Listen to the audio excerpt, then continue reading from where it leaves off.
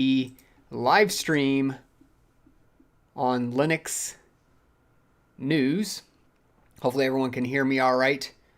Might have been a little bit of a delay there at the beginning, but getting right in to things here. A blog post here from one of the open source GPU driver contributors at Mesa. So the Mesa 3D implementation of Vulkan has introduced a new switch that allows you to render less pixels for up to a 30% boost in performance on your graphics rendering. Quite exciting for all the Mesa users out there, although it is a very limited group of people who can use this. So, like I said, very limited because only the RDNA2 microarchitecture can actually take advantage. So that really only applies to the Radeon RX 6000 series graphics cards that are currently using that RDNA2 microarchitecture technology. From what I understand, so if we look down here a little bit, maybe we can see some more information. So here's the switch, actually, the RADV Force VRS 2x2. And then if we read here, VRS is a hardware compatibility that allows us to reduce the number of fragment shader invocations per pixel rendered. And then, so you could say configure hardware to use a fragment shader invocation per 2x2 pixels. Still renders the edges exactly the same as far as geometry goes, but it significantly can reduce the number of fragment shader invocations. So if, let's see, as a result of this is the exciting part to hear here. Welcome everyone. Hi there, Corey. Nice to have you on here. As a result of this new switch, there are some games where it barely has any effect on the graphics, but you can also, so it says you don't actually notice any kind of quality regression. And there are games where it really improves the performance by 30% or even more, which is really impressive, especially if you're not noticing any kind of quality regression.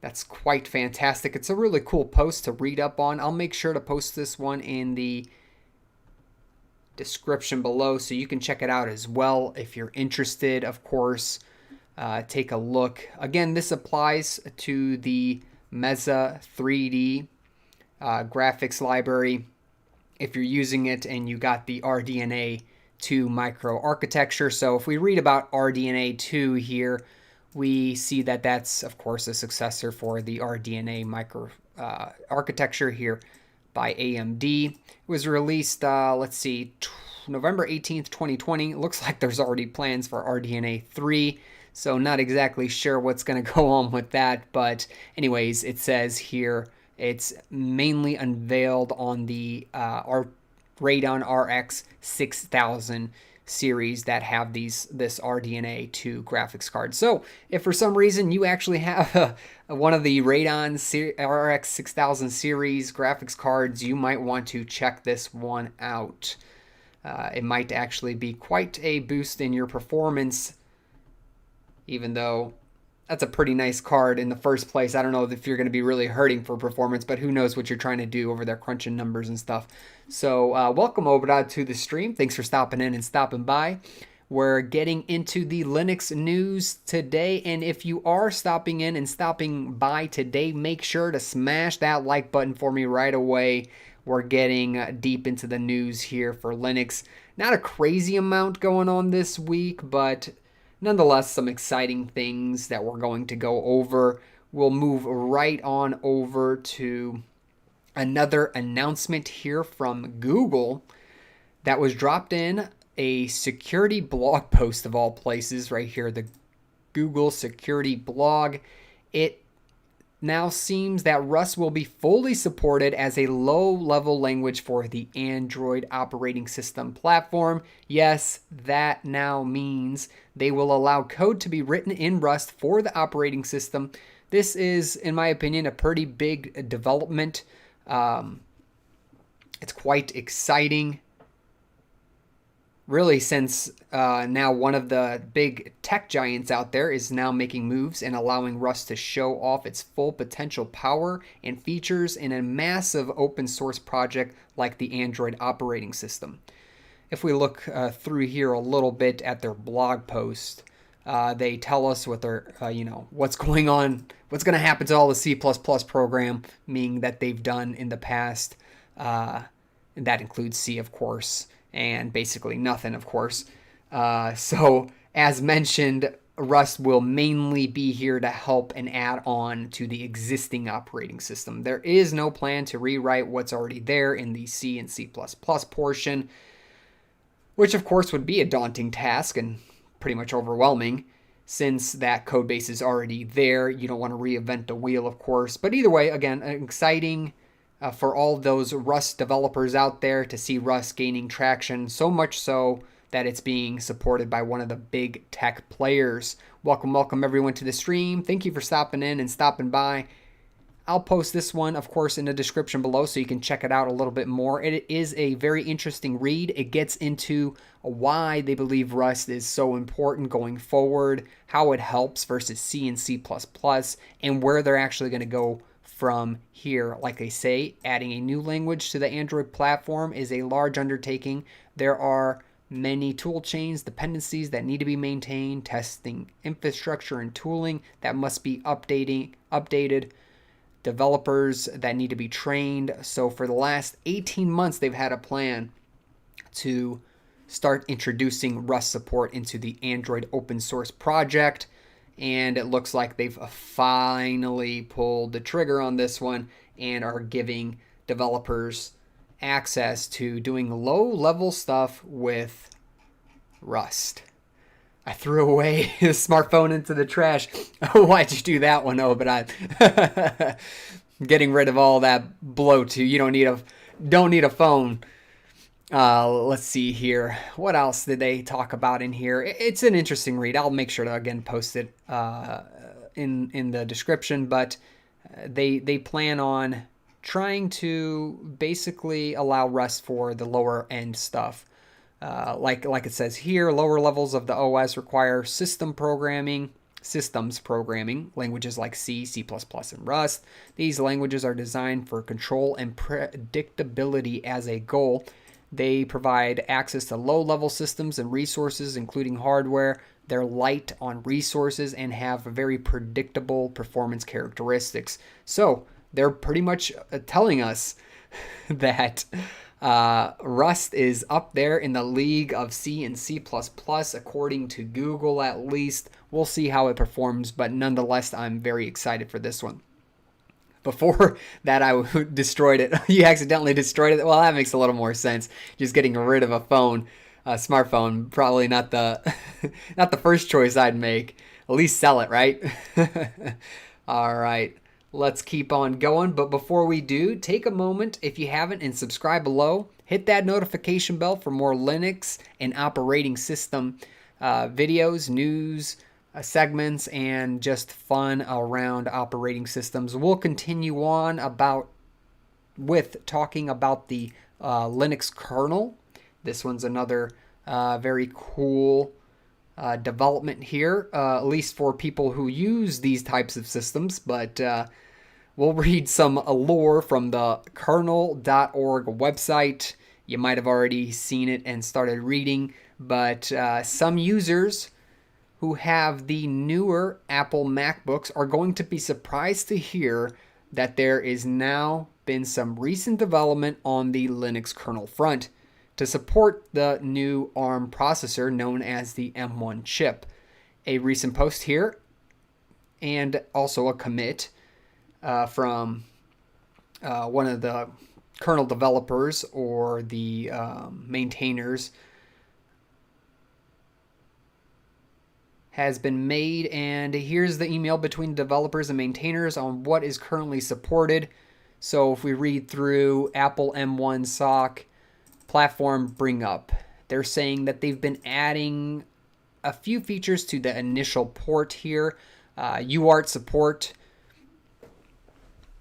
It's got interrupt handling, SMP, a simple FB frame buffer based frame buffer device tree for the Mac Mini, and a few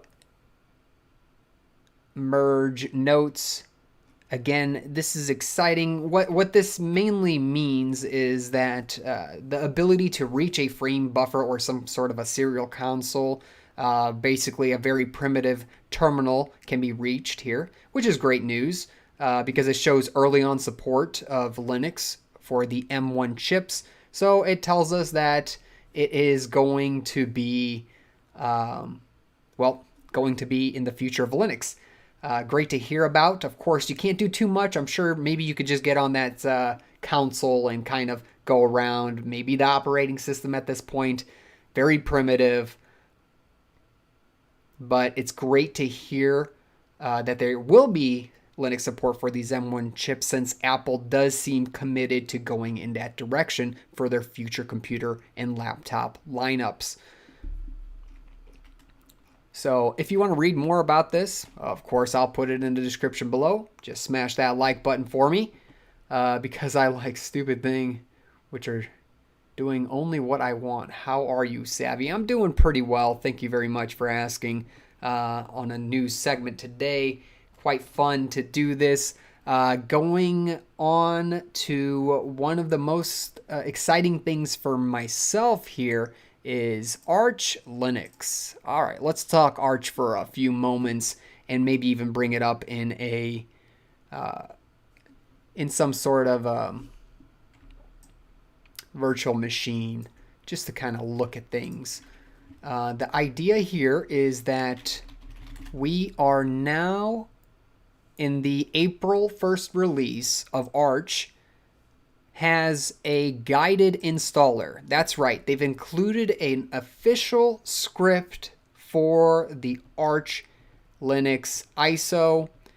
If you get the ISO now for the install, you will have access to a new script. So that's quite exciting. That's a huge development, I gotta say, in the Arch Linux side of things. Now, what seems to be officially supporting a Arch Linux install script in their latest ISO image. This means you can launch a script instead of manually installing the operating system, and after testing it out, well, let's test it out real quick. How about that? We'll bring it up for a moment. Let's see if I can get that going here.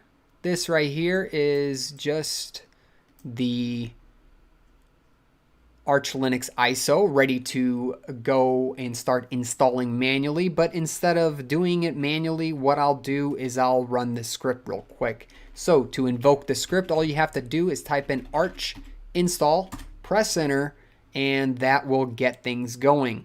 Maybe we could run through a few of these steps real quick. As you can tell, everything's terminal based. It doesn't use curses or anything like that in order to render any sort of graphics for you, at least terminal graphics. Instead, it just plain text being spit out at you.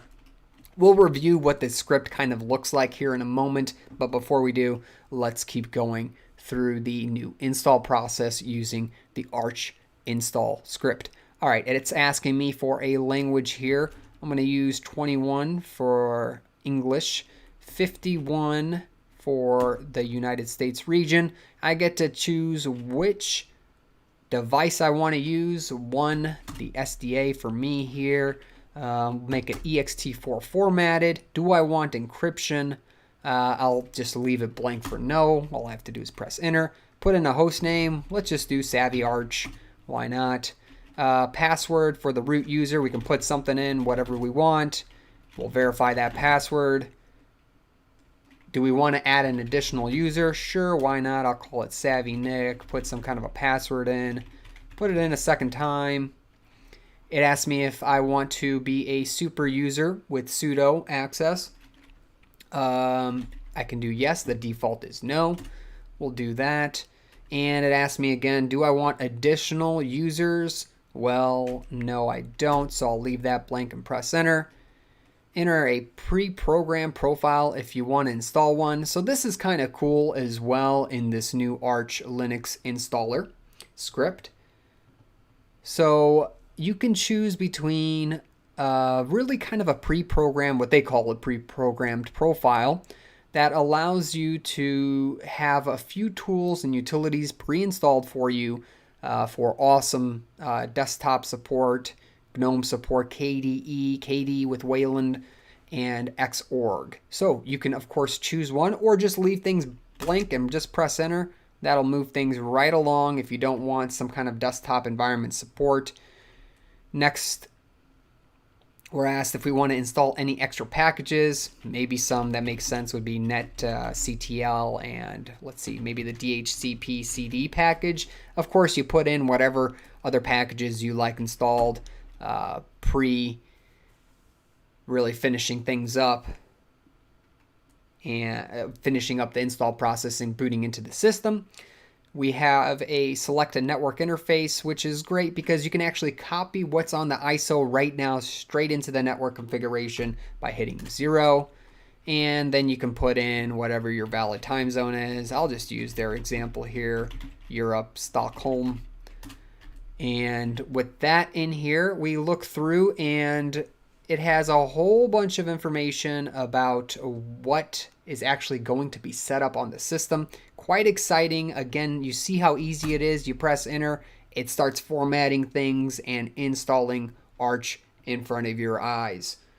A great script. Now, I do want to talk about this a little more in depth because I have been using this and the script only seems great for lone installs. That means not necessarily for dual booting and stuff like that. So I've tried dual booting with this script and it doesn't work too well. But that might just be me, of course. Also, it seems like you must install your own bootloader by the end of things because I haven't found any options, at least going through the installation process with the script that actually installs a bootloader for you. I haven't seen any mention of Grub or anything as I've been running through. So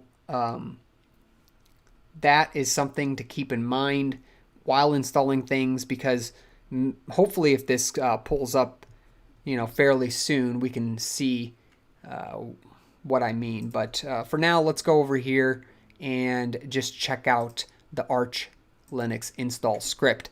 So this is a Python script, 99% Python, 0.6% shell.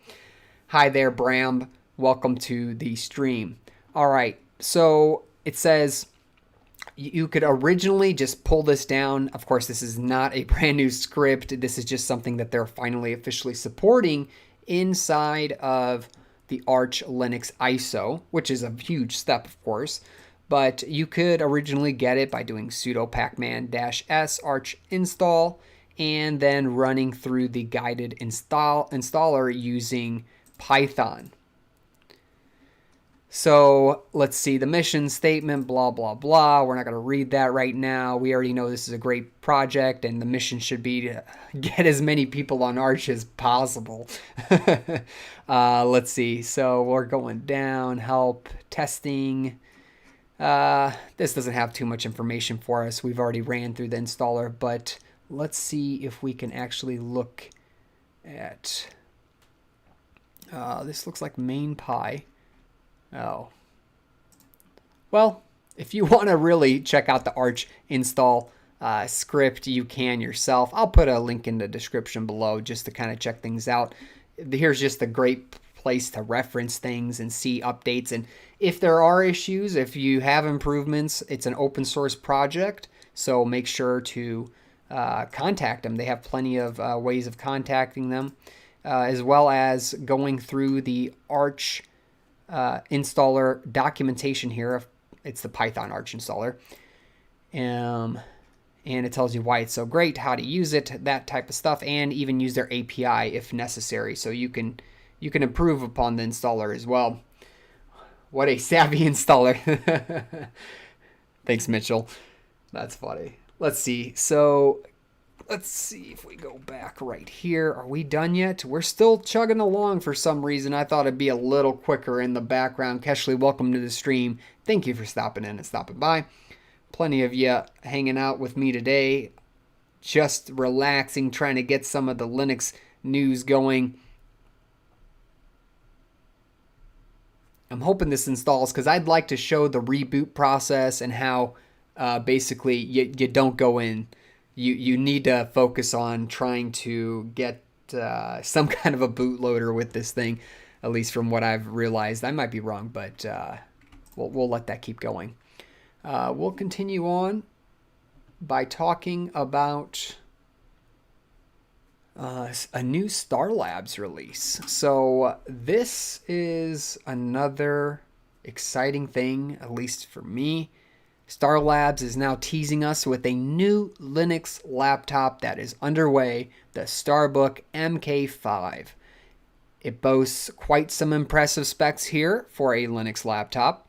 Although there aren't any images of the laptop quite yet, they did post what the potential maxed out specs of the StarBook MK5, and it's directly here on the main page of their website, so starlabs.systems. This will be an exciting one once it gets released, and you can even add yourself to the waiting list if you go down below in the middle of this banner. But let's talk here, or let's at least check out what they have to offer us. So they're going to pack in an Intel Core 11th generation processor. It's like up to 4.6 gigahertz, I think, with turbo boost, which is pretty insane if you ask me. It's going to use the Iris Xe graphics, integrated graphics. It's got up to 3200 megahertz memory. That's pretty insane. It's a 14-inch display. It's an IPS display, which is really cool. Not only that it's an IPS display, but I love 14 inches. It seems to be that sweet spot. I do like 15-inch a little more, but 14-inch, especially if you get the bezel correct, the actual footprint of the entire laptop seems to fall perfectly in line with that. And then we have up to 11 hours of battery life. That's insane. Of course, that's going to be with absolutely, basically your screen completely dimmed down, you doing nothing but using the terminal to probably go through the operating system and navigating the file system or something. But anyways, 4 ohms of impedance for the for the speakers, up to 6.85 bytes per second SSD read speeds, and up to 1920 gigabytes of PCIe SSD supported storage. Nick, do you know about Pure OS laptops? Yeah, I've seen a few of the Pure OS. Not something I've ventured into or explored or even purchased before. Definitely something. Is there something new coming out with Pure OS, or what's going on there? I don't think does Pure OS have laptops? I don't think it's not Pure OS. It's I don't know what it is. Anyways, I think Pure OS is just the Linux operating system, right? Or maybe I'm wrong. Take that back. I guess I don't know much about that. Let's see if I go back to the installer. Installation completed without any errors. You may now reboot. That took us around, let's see, 9 minutes and 33 seconds total?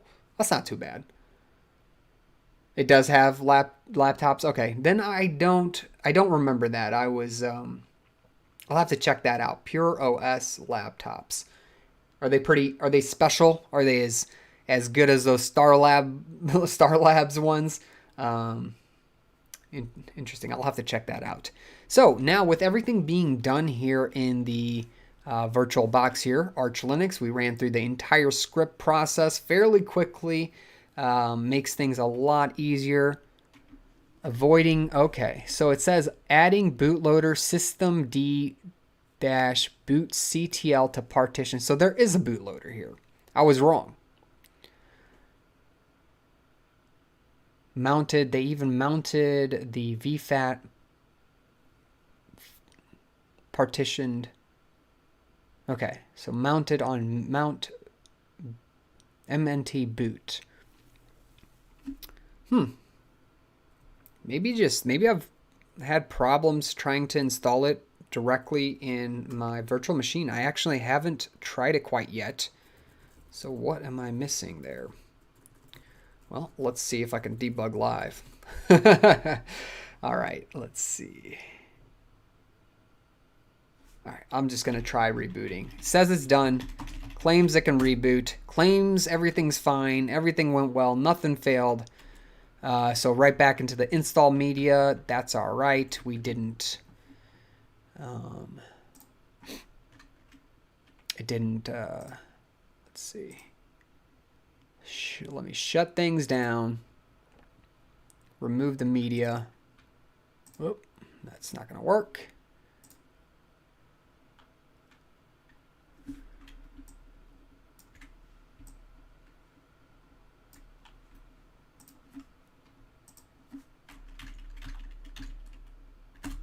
Let's see if we can reboot.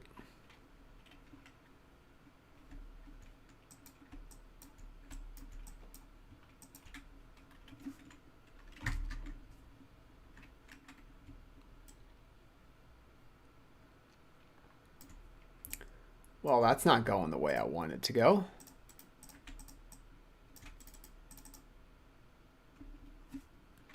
Disappeared on me.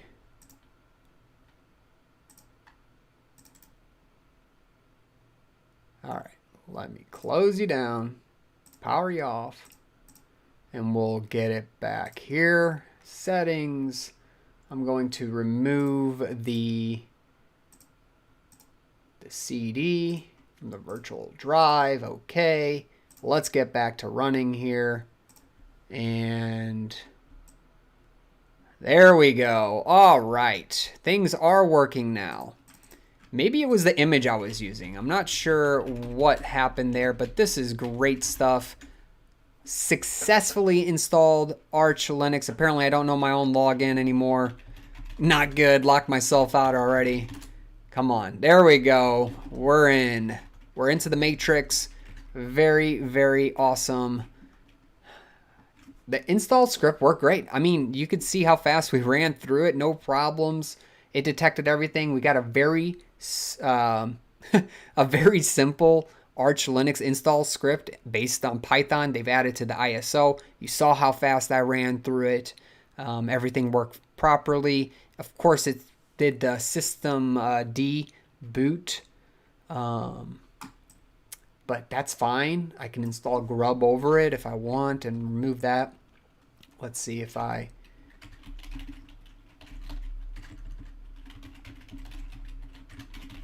Do I have... Oh my gosh. Oh, that's even better. So I'm able... I just tested and pinged stuff out. That works fine. So I can get packages. Let me try something for example here. Wish these would go away. A little ugly. But that's all right. I won't complain too much. Things are working fairly well. Let's just get a... what if I do this?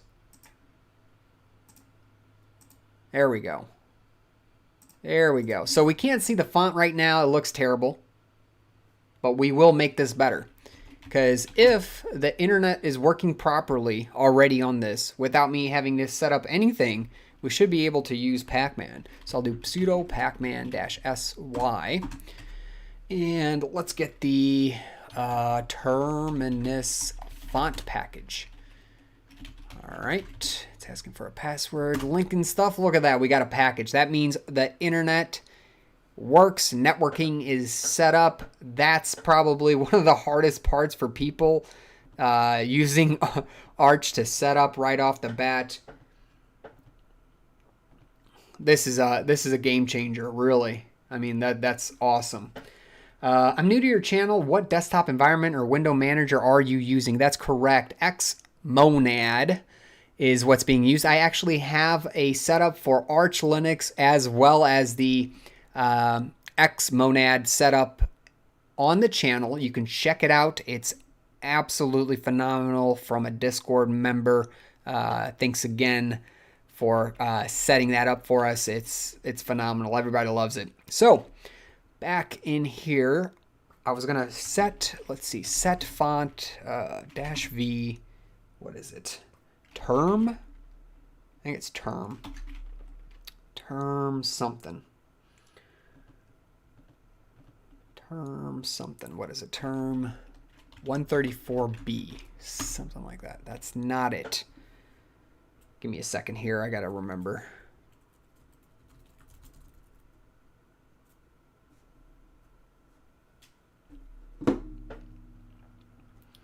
Gotta remember. Welcome everyone to this stream. If you're just stopping in and stopping by, make sure to subscribe below.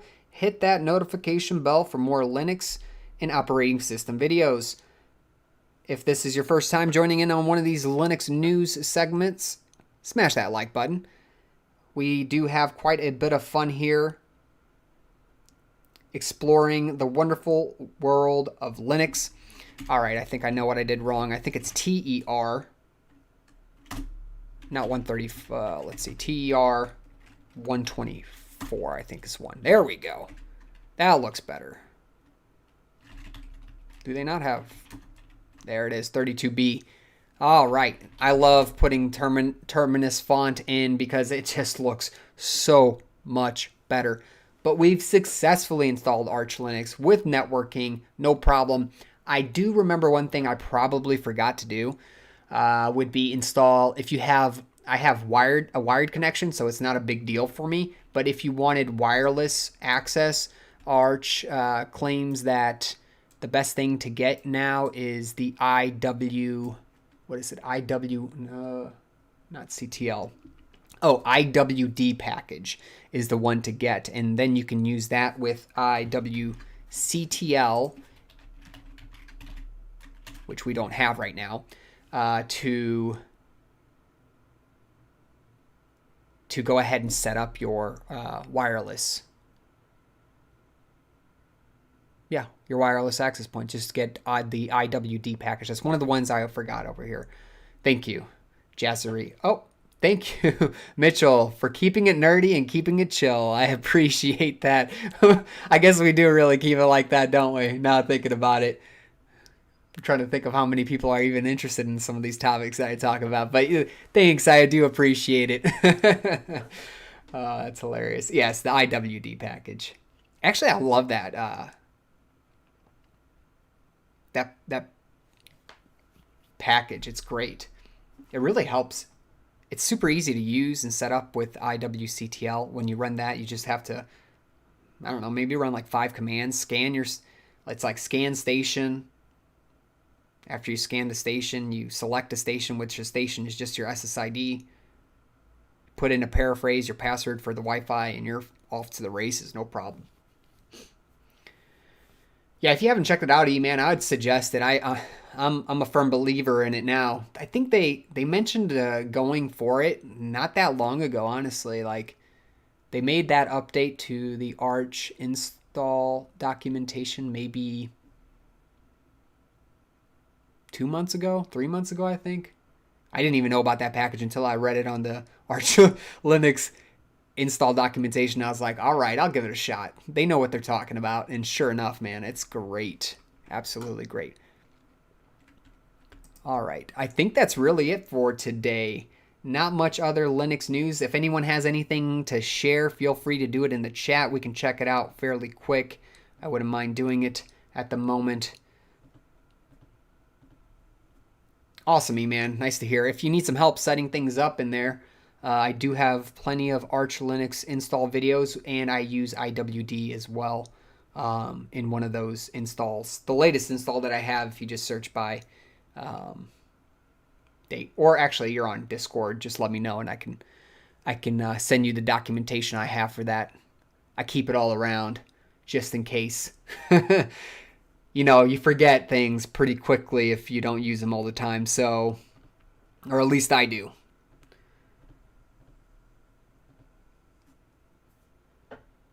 What panel is that?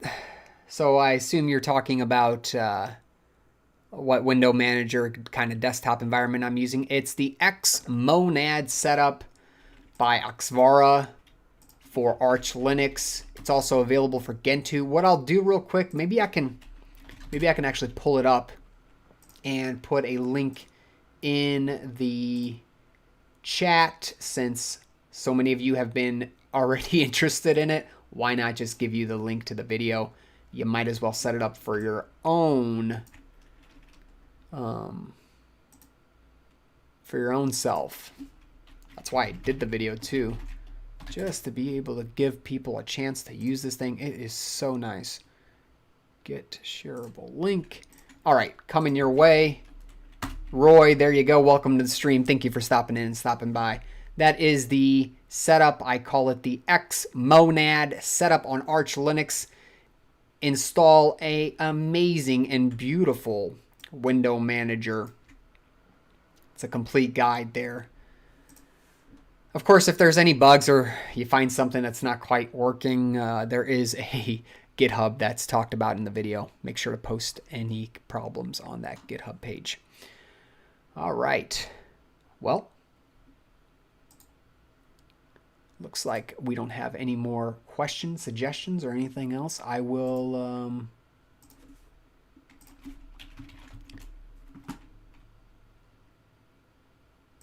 see.